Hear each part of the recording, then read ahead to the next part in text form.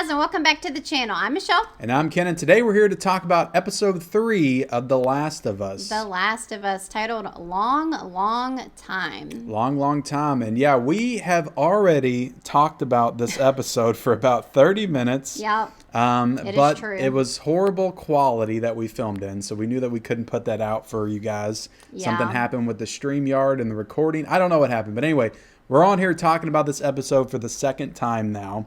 We'll just be missing our, fancy banner things that you do. Yeah, but we know that people want to hear our thoughts on this show, so I was like, we got to still talk about it. Let's do it again. So we're here to talk about the third episode again. Yep. The third episode of The Last of Us. Where do you want to start with this one? Yeah, so I guess I should tell everybody to subscribe to the channel, like the video, and then comment your thoughts in the comment section below. Because I feel like this episode's getting a lot of praise from a lot of people. So let us know your thoughts down below. Yeah, so if you watched our episode 1 and 2, you kind of know that I haven't been that into the show. You have not? Thus far. I'm just kind of like, I'm just not sold on it yet. But I will say after episode 3, I really enjoyed the episode, and it did kind of ignite some excitement to continue watching it. Yeah. This is more or less a what you would call a bottle episode. Right. Just kind of centered around two characters. Two characters that we had never met in the show before, with Nick Offerman as Bill. And then you have the other actor that was in The White Lotus. Yep, Murray Bartlett. As Frank. Who plays Frank. So you're kind of following these characters for the majority of the show. You do have Joel and Ellie in the beginning, and then you have them come back at the end. But it really just kind of a isolated, one location, two character love story, really, essentially. So I really enjoyed this episode. I don't think it's the best episode of television I've ever seen in my life, like some people are saying.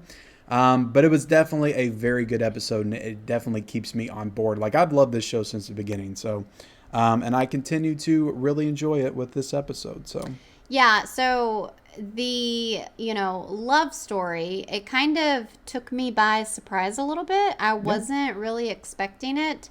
I mean, I kind of heard things and kind of got the vibe that it was like going to be a romantic relationship. Yeah. But I guess I wasn't prepared for how invested I would be in, these two guys, like you said, that we hadn't even met until now. But, it was basically like a movie. It was a long episode. It was like an hour and 20 minutes, I think. Yeah, it was. So, I mean, you get invested in, characters in a movie, so why not a long episode that's the length of a movie, you know? So it makes sense. Very impressive that they're able to both introduce these characters, make you invest in these characters, and care about them. You have a complete story with a complete beginning, middle, and end. Right. And you're just left, with you're kind of, I don't want to say your heart ripped out by the end. I feel like in a lot of ways it's a beautiful ending more than a heartbreaking ending, but the fact that they're able to make you feel those level of emotions in such a short amount of time was pretty impressive. Right. Yeah. So, obviously The Last of Us is, based on a video game. And so we kind of watched the after show that they did. And I don't know if it was the director or... It was the writer of the game does work on the show. Okay, so he was the one that was talking. Neil Druckmann, I think is his name. Gotcha. He was kind of talking about, the game versus the show, and how they kind of chose a different path for telling Bill and Frank's story with the show. In the game, Bill is there when Joel and Ellie get there. Right, and Frank is already dead. So spoiler alert, we are going to be, spoiling. Yeah, we will be spoiling the episode, so definitely make sure you watch it before watching this review. But yeah, Frank is already dead. They meet Bill, and Bill helps them, get supplies. I'm pretty sure in the game, Joel and Bill already have that previous relationship as well. But they decided to switch things up, and in this episode, Joel and Bill never actually meet. They do in the flashback, but never like in current times. Right, yeah. So, I don't know. I really enjoyed this episode because, like you said, it had a beginning, middle, and end. And it was, like, I just really enjoyed how it showed when the the outbreak first started happening. So like in 2003, it showed Bill and where he was. Oh yeah, I love that whole And opening sequence. yeah, Loved me it. too. Like I loved it. And so it showed, where he was, and you very quickly realized that he was like one of those like doomsday preppers or something. Or I was kind of thinking maybe he was like in the military or something. Like you could tell he Yeah. was very knowledgeable, knew a lot of like survival, things. And so he's definitely a guy you'd want to be stuck with during the apocalypse. Yeah, for sure. So it was just really enjoyable to watch him, at the beginning, and then it kind of shows how Frank stumbles upon this little, I don't know, oasis that Bill has created, and then it kind of shows how they formed a relationship, and I don't know, there were so many things that kind of happened, and like that it showed and portrayed. Like it showed how Bill was kind of closed up and wanted to be alone, and Yeah. just wanted to fend for himself. And then you've got Frank who shows up, and he's more like easygoing, and kind of forces Bill to open his heart a little bit. And Yeah. so it just does a lot of stuff in the episode. Yeah, they help each other in different ways. They both grow with each other throughout the episode. Like I said, Right. there's complete arcs. It's a complete story. And, it does the time jump. Like I said, it starts in 2003, and then it kind of skips forward to Yeah. like 10 years. Yeah, like you see, like it goes backwards and then it kind of brings you to current day through the point of view of them and their story. Right. And I So- mean, there were definitely some bigger things that happen, when it does like the 10-year jump, I think that's when, I don't know if it was 10 years or when like Frank is kind of coming out of the house and they're kind of having a little argument because he wants to, Yeah. make friends and stuff. Or I think it was like they're 3 years in when they finally meet, and then they flash forward like 3 more years. I don't know if it was the first time jump where they were together, the second. It was one of right. those. Yeah. So I don't know. I just really enjoyed it. And, we did get to see, as far as like a flashback, we got to see how Joel and Tess Yeah. met Bill and Frank. And it looks like, that they had kind of formed an alliance. They were going to kind of help each other and all that kind of stuff. And so that was kind of cool just to, incorporate them into the episode a little bit. Quite show a bit that of history. tension throughout that scene because the way they built up Joel and Tess and how they referenced them in the first episode, like these are not good people. Mm-hmm. I kind of felt like, and knowing that this episode, because I heard a lot of people talking about this episode, that there's something kind of heartbreaking or tragic that happens by the end. I thought something bad was going to happen. I thought that Joel and Tess were actually going to, Take advantage of Bill and Frank. take advantage of them and kill them to get their supplies. So that's how I thought it was going to end. But, Gotcha. fortunately it didn't end that way because I think that would have been a little irredeemable for Joel as a character. Yeah, and like- you wouldn't have been as on board with him Right. going forward. So, Yeah, that would have definitely probably really made me not want to but they continue keep the show. saying these things about Joel, and he keeps saying them himself. It's like, I haven't done, the best things, or I haven't done, I've done some bad things in my past and some stuff I'm not proud of. So I'm just waiting for that to surface.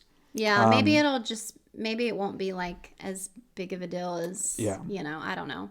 So yeah, I mean, it was just, kind of took me by surprise, the nice little love story that they plopped here in, episode 3. And you had, like we've talked about this before, that you've played a little bit of the game. But you had also heard that, in the game, Bill lives. Yeah. At least, past this point. There's a part though in the episode 3, where Bill gets shot. Yeah. And you think that he's going to die. And so I know you were kind of like, well, I don't see how they're going to kill him. Like, he's supposed to be a character. Well, the whole time you're searching for a way that this is going to connect, Right. to Joel and Ellie, because you just figured that it is Right. in some way by the time you get to the end. So yeah, I just kind of expected Bill to live. Right. So we get this kind of, more actiony scene where these what do you call them, scalpers or scavengers, raiders, raiders in a sense, this group of men, they which you kind of know it like it's, which he had a really cool little setup. There was like triggering flamethrowers and everything else, and everybody's like getting set on fire. He had it awesome, completely fenced and all kinds of stuff. And so you see where, people finally find what he's created, and they're going to try to steal his stuff. And so there's this whole, shootout kind of scene, and Bill gets shot. And so and Frank's like trying to tend to him, take care of him. And so you're like, okay, is Bill going to die? Is that what's going to happen? And then we get the flash forward again, and you see that, Frank is in a wheelchair. Yeah. It was very confusing at first for me, because you see Frank on a wheelchair and he's definitely aged. Yeah. And I'm like, wait a minute, like Bill was the one on the table dying. Like, what's this? And then you see that they're both still alive. Yeah. So they're both still alive. But Frank is very ill. Yeah, he's either got cancer. I've heard ALS or something. I don't think it really matters what he has. You just know that he's sick and he's dying. Right. So, he's got his pills that he's got to take every day. And he basically, doesn't, decides that he doesn't want to live anymore. Right. And this is where we get into kind of the heartbreaking part of the episode. I've heard it be compared to, the Romeo and Juliet love story. So he asks, Bill to give him one day, where he takes him around the perfect day, takes him around the town and makes him a nice dinner. And then he crushes up his medicine, puts it in the wine bottle or the wine glass, and is supposed to they're supposed to overdose. Yep. And there with that scene, you don't know it yet, but Bill decides that he's going to do it too. Yeah. Because it was just Frank that wanted to do it, because, he's in pain and whatever. And you get this very sweet scene where Bill is like, I'm old.